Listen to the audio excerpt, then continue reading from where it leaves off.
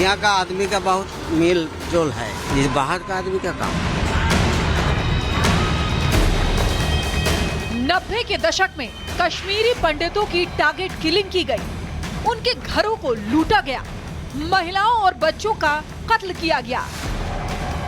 हालात ऐसे बना दिए गए कि कश्मीरी पंडितों को अपनी मातृभूमि छोड़कर पलायन करना पड़ा। करीब 35 साल बाद एक बार फिर पलायन का कश्मीर पैटर्न पश्चिम बंगाल में लागू करने की साजिश का पर्दाफाश हुआ है। मुर्शिदाबाद, नादिया, बीरभूम और मालदा में हिंसा की प्लानिंग 2 महीने पहले तुर्की में बनी और बांग्लादेशी कट्टरपंथियों ने अपने स्लीपर सेल नेटवर्क के जरिए इसे अमली जामा पहनाया।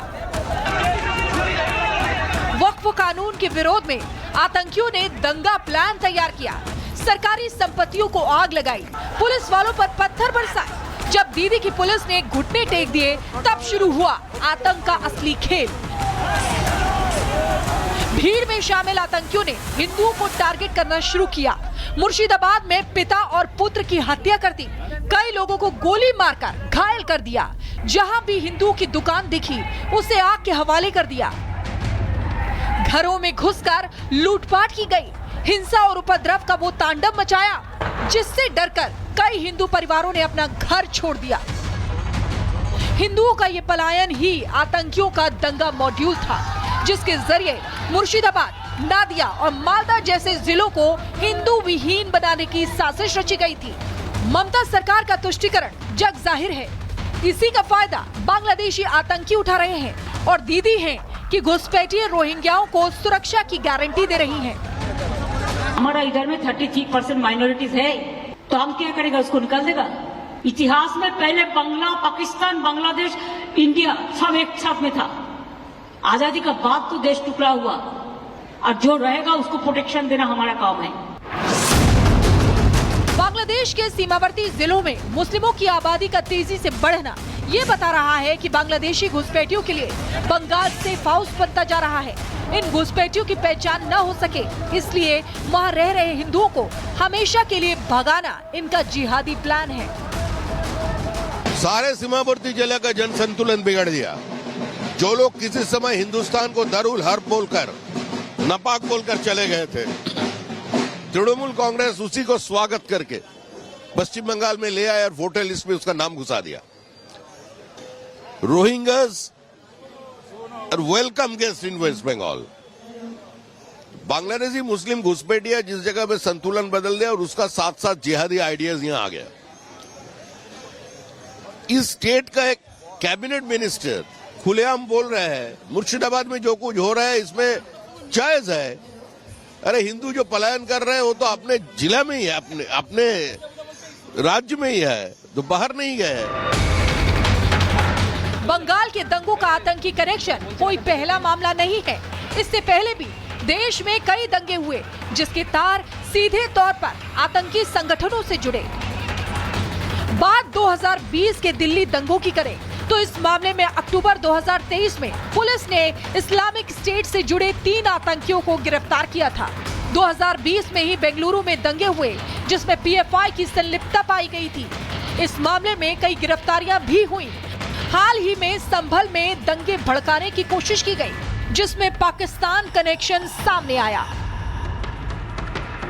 देश से बाहर बैठे आतंकियों को हिंसा और उपद्रव फैलाने की शह तभी मिल पाती है जब देश में बैठे राजनेता अपनी सियासी रोटी सेकने के लिए विशेष समुदाय को भड़काते हैं। जब गुजरात के अंदर भयानक कम्युनल राइट हुआ था तो अटल जी जो उस वक्त प्राइम मिनिस्टर थे उन्होंने कहा था कि एक्शन का रिएक्शन होता है। तो मुर्शिदाबाद के अंदर भी एक रिएक्शन है और इसके लिए भारतीय जनता पार्टी जिम्मेदार है। आप अगर किसी के मजहब पे जबरदस्ती हमला करेंगे उसके नतीजे कुछ भी निकल सकते।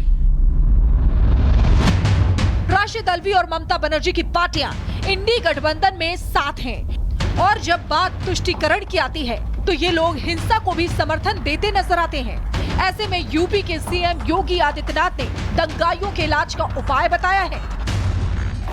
आप देख रहे होंगे बंगाल जल रहा है, वहां की मुख्यमंत्री चुप है, दंगाइयों को शांति दूत कहती है। अरे लातों के भूत बातों से कहां मानने वाले हैं। फिलहाल केंद्रीय security force Murshidabad, north 24 Pargana और मालदा में तैनात है। हिंदुओं को भयमुक्त करने की कोशिशें जारी हैं। साथ ही जांच एजेंसियां आतंक के ठेकेदारों की सरगर्मी से तलाश कर रही हैं। देखना ये होगा कि आतंक के इस दंगा मॉड्यूल में कौन से नए खुलासे होते हैं। Bureau report, Republic Bharat. यहाँ का आदमी का बहुत मेल जोल है, इस बाहर का आदमी का काम। 90 के दशक में कश्मीरी पंडितों की टारगेट किलिंग की गई, उनके घरों को लूटा गया, महिलाओं और बच्चों का कत्ल किया गया।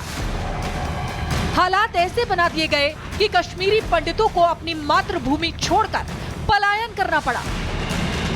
करीब 35 साल बाद एक बार फिर पलायन का कश्मीर पैटर्न पश्चिम बंगाल में लागू करने की साजिश का पर्दाफाश हुआ है।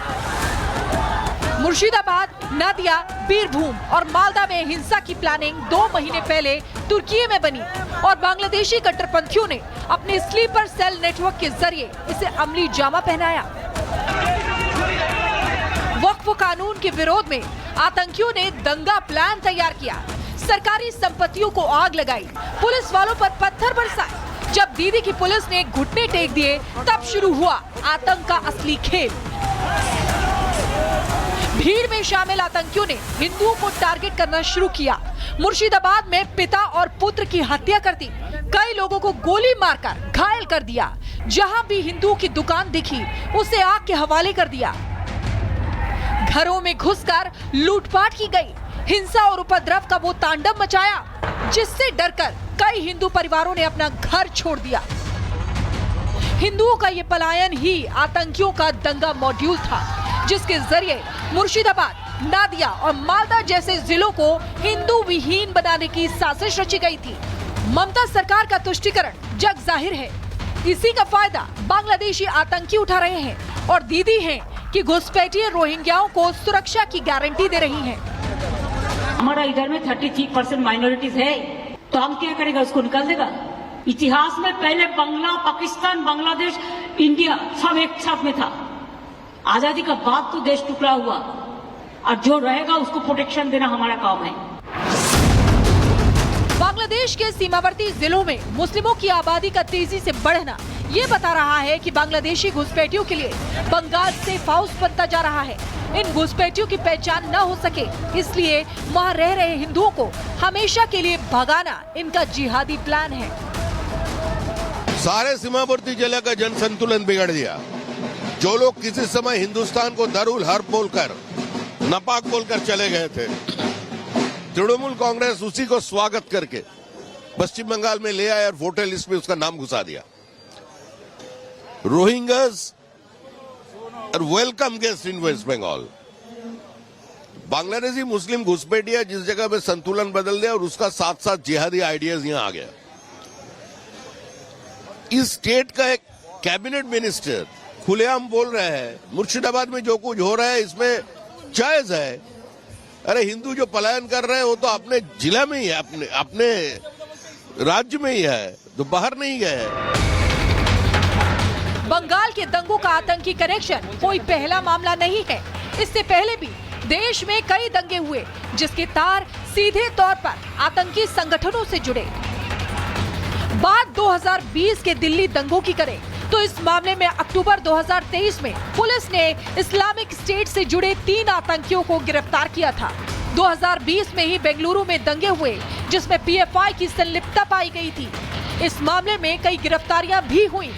हाल ही में संभल में दंगे भड़काने की कोशिश की गई जिसमें पाकिस्तान कनेक्शन सामने आया। देश से बाहर बैठे आतंकियों को हिंसा और उपद्रव फैलाने की शह तभी मिल पाती है जब देश में बैठे राजनेता अपनी सियासी रोटी सेकने के लिए विशेष समुदाय को भड़काते हैं। जब गुजरात के अंदर भयानक कम्युनल राइट हुआ था तो अटल जी जो उस वक्त प्राइम मिनिस्टर थे उन्होंने कहा था कि एक्शन का रिएक्शन होता है। तो मुर्शिदाबाद के अंदर भी एक रिएक्शन है और इसके लिए भारतीय जनता पार्टी जिम्मेदार है। आप अगर किसी के मजहब पे जबरदस्ती हमला करेंगे उसके नतीजे कुछ भी निकल सकते। राशिद अल्वी और ममता बनर्जी की पार्टियां इंडी गठबंधन में साथ हैं और जब बात तुष्टीकरण की आती है तो ये लोग हिंसा को भी समर्थन देते नजर आते हैं। ऐसे में यूपी के सीएम योगी आदित्यनाथ ने दंगाइयों के इलाज का उपाय बताया है। आप देख रहे होंगे बंगाल जल रहा है, वहां की मुख्यमंत्री चुप है, दंगाइयों को शांति दूत कहती है। अरे लातों के भूत बातों से कहां मानने वाले हैं। फिलहाल केंद्रीय security force Murshidabad, north 24 Pargana और मालदा में तैनात है। हिंदुओं को भयमुक्त करने की कोशिशें जारी हैं। साथ ही जांच एजेंसियां आतंक के ठेकेदारों की सरगर्मी से तलाश कर रही हैं। देखना ये होगा कि आतंक के इस दंगा मॉड्यूल में कौन से नए खुलासे होते हैं।